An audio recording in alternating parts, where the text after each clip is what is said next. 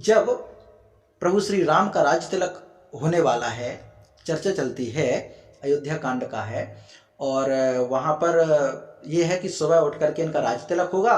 उसी समय उनकी तीसरी माँ कैकेयी वचन मांग लेती हैं कि राजपाट तो भरत को मिलेगा और इनको तो 14 वर्ष का वनवास, जिनको गोस्वामी तुलसीदास जी ने इस प्रसंग को लिखा है कि तापस वेश विशेष उदासी 14 वर्ष राम वनवासी। तो राम को तो 14 वर्ष का राम वनवास मिलना है।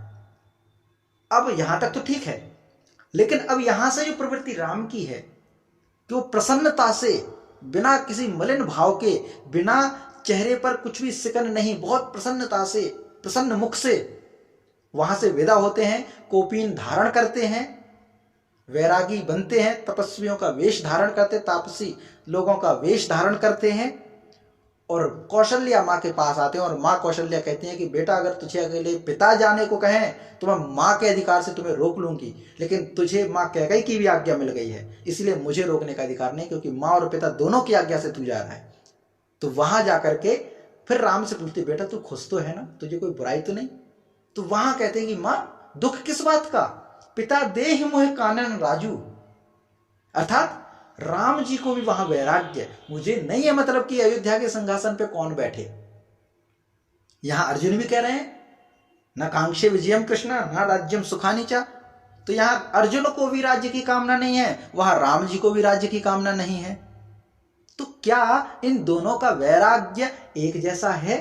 और अगर दोनों का वैराग्य एक जैसा ही है तो राम जी को हम आदर्श मानते हैं और कहते हैं कि मर्यादा पुरुषोत्तम राम हैं, जिन्होंने राजपाट छोड़ दिया और जंगल जंगल भटके, और दूसरी तरफ अर्जुन के उस वैराग्य को भगवान कृष्ण तोड़ने का प्रयास करते हैं और कहते हैं कि तस्मात् तिष्ठ कौन्तेय युद्धाय कृत निश्चय। वहां पर अर्जुन को कर्म प्रवृत्त करते हैं। तो इन दोनों में क्या असमानता है?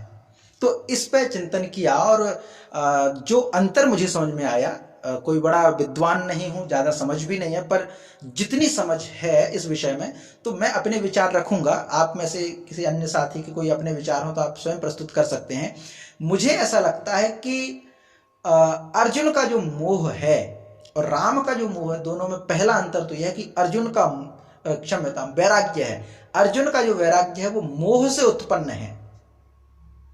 अर्जुन का जो वैराग्य है, अर्जुन अगर राज्य छोड़ने के लिए तैयार है तो वहां पर मोह आगे आ रहा है, इसलिए राज्य छोड़ने को तैयार है, इसलिए वैरागी बन रहा है राज्य के मोह के कारण। और राम जी का जो वैराग्य है वो मोह से परे है। पहला अंतर यह है, मोह से परे है। और मोह बहुत बड़ा शत्रु माना गया है मानव स्वभाव में। मोह से बहुत सारे अकरणीय कार्य भी बन जाते हैं, बन पड़ते हैं। तो राम जी का जो मोह नष्ट होकर के वो जंगल में जा रहे हैं वहां पर, और अर्जुन जो है वो मोह के कारण कि मेरे अपने लोग मारे जाएंगे, मेरे अपने लोगों से मुझे संघर्ष करना पड़ सकता है युद्ध के लिए, अपने राज्य प्राप्त करने के लिए, तो इससे अच्छा है कि मैं ये काम ना करूं। तो मोह के कारण स्वधर्म में पीछे हट रहे हैं। अच्छा, क्षत्रिय का धर्म है अन्याय को रोकना, क्षत्रिय का धर्म है अन्याय को रोकना, और दुर्योधन अन्यायी है। दुर्योधन की नीति अलग है, दुर्योधन वैर भाव रखता है। दुर्योधन एक कुचक्र के तहत इस राज्य को हड़पने की कोशिश में है, यह प्रवृत्ति दुर्योधन की है। अब यहां पर राम अगर राज्य छोड़ते हैं तो किसको मिलेगा? भरत को। और भरत की प्रवृत्ति कैसी है? दुर्योधन से बिल्कुल विपरीत। तो वहां पर अगर राम राज्य छोड़ते हैं तब भी वहां पर मर्यादा इसलिए बन रही है क्योंकि भरत वहां पर योग्य हैं। और यहां पर अर्जुन अगर पीछे हटते हैं तो जो आताताई शब्द प्रयोग किया गया है आज, तो आप वैरागी बन करके आताताइयों को राज्य सौंप दें, ये तो क्षत्रिय का धर्म नहीं होता। और राम जी भले राज्य से वैराग्य हो गए, वो एक कहते हैं ना कि नाभिषेको न संस्कार सिंहस्य क्रियते वने स्वमे, आगे पंक्ति भूल रहे हैं, नाभिषेको न संस्कार सिंहस्य क्रियते वने विक्रमार्जितस्य सत्वस्य स्वमेव मृगेन्द्रता। माने शेर, अगर इसको सरल भाव में कहें तो शेर जंगल में कोई सिंहासन की लालसा नहीं रखता। शेर के अंदर अपनी क्षमता होती है, वो जिस चट्टान पर बैठ जाता है वही चट्टान सिंहासन कहलाता है। तो ये राम जी हैं। उनको चक्रवर्ती होने के लिए, उनको क्षत्रिय होने के लिए, उनको एक कुशल क्षत्रिय होने के लिए अयोध्या जैसे राज सिंहासन की आवश्यकता नहीं। वहां से निकल के भी उन्होंने किया क्या? क्षत्रियों वाले ही कर्म किए, आताताइयों को मारा, जो तपस्या करने में भंग करते, तपस्याओं को भंग करते थे, दुर्जनों दीन दुखियों को सताते थे, ऋषियों को मार मार करके हड्डियों से ढेर लगा देते थे। ऐसे अत्याचारी, ऐसे आक्रमणकारी जो लोग थे, उनको मारने के लिए राम जी ने वनवास का रास्ता चुना। अर्थात उन्होंने पुरुषार्थ नहीं छोड़ा, क्षत्रिय के धर्म को नहीं छोड़ा। और अर्जुन उन लोगों के लिए जिसने द्रौपदी जैसी स्त्री के लिए अपमान किया गया हो, उनके लिए अपने राज्य को छोड़ने के लिए तैयार है, उन आताताइयों को छोड़ने के लिए तैयार है। उनके तो भाव भी वैसे नहीं। तो वहां पर अर्जुन का वैराग्य जो है वो मोह उत्पन्न है, और वो उचित नहीं है, क्योंकि आपके वैराग्य से किसी ऐसे व्यक्ति को बल मिल रहा है जो कि अयोग्य है, जो कि दुष्ट है, जिसकी मानसिकता ठीक नहीं, जो समाज के और धर्म के लिए विरुद्ध है। धर्म अर्थात समाज को चलाने की व्यवस्था के प्रतिकूल है। और राम अगर यहां पर आते हैं तो वो एक मर्यादा स्थापित करते हैं कि भाई कोई बात नहीं, जरूरी नहीं बड़ा भाई ही चक्रवर्ती सम्राट हो। वैसे भी राम तो समाजवाद के प्रतीक माने जाते हैं कि वो तो ये कामना भी रखते हैं कि बड़ा भाई ही क्यों, जब सभी योग्य हैं तो योग्य के अनुसार होना चाहिए। और राम जब वन वन घूमे भटके तो उन्होंने बहुत सारे कमजोर व्यक्तियों को ताकत दी, उनको स्वयं की रक्षा करने के लिए, आत्मरक्षा करने के लिए शिक्षा दी, प्रशिक्षण दिया, और उनको राज्य सौंपा, उनको राज्य सौंपा।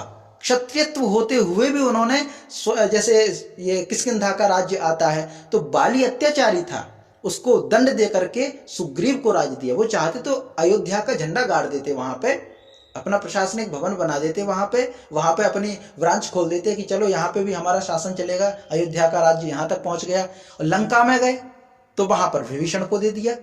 ये तो कुछ गिने चुने हैं, वरना और भी ऐसे उदाहरण देखने को मिल जाएंगे। तो वहां पर भी उन्होंने स्वयं नहीं भोगा और कह दिया जननी जन्मभूमिश्च स्वर्गादपि गरीयसी। भले लंका सोने की है लेकिन हमारी जन्मभूमि तो स्वर्ग से भी महान है, इसलिए वहां पर उन्होंने राज्य स्वीकार नहीं किया। तो ये मर्यादा बनाई। तो राम जी का जो वैराग्य है वह एक मर्यादा स्थापित करने के लिए और मोह से ऊपर है। और वैराग्य भी यहाँ की, जब भरत लिवाने आए कि भैया चलो कोई बात नहीं, मेरे लिए राज्य मिला, मैं अपना राज्य आपको सौंपता हूं, आपके चरणों में रखता हूं। जिस माँ ने वचन मांगा था वो माँ भी अब वचन लेने को तैयार है, तब भी वो मोह के ऊपर हैं, तब भी वो मोह के ऊपर हैं कि पिता ने वचन दिया था, पिता अब सामने नहीं है तो पिता का वचन मैं पालन करूंगा। तो ये मोह से ऊपर नीति रखी राम जी ने। और वहां पर अर्जुन अपने मोह के कारण ग्रसित हो रहा है, वैरागी होने की बात कर रहा है, क्योंकि मेरे अपने ना मारे जाएं। और राम जी देखिए दशरथ का प्रेम कितना था राम के प्रति, राम वियोग में वो मर गए। जब हम कहते हैं कि राम जी तो इतने तो ज्ञाता होंगे कि मेरे पिता प्राण जा सकते हैं, कितना कष्ट हो रहा होगा, कष्ट दिया पिताजी को। तो यहां अर्जुन वो दे नहीं पा रहे हैं, वो देना नहीं चाह रहे हैं। क्यों? क्योंकि धर्म भले छूट जाए लेकिन मोह बीच में आ रहा है। तो यहां पर ये बड़ा अंतर मुझे ऐसा लगता है कि राम जी के वैराग्य में और अर्जुन के वैराग्य में एक ये अंतर हो सकता है। बाकी अन्य साथियों के अपने विचार हो तो आप रख सकते हैं इस विषय में।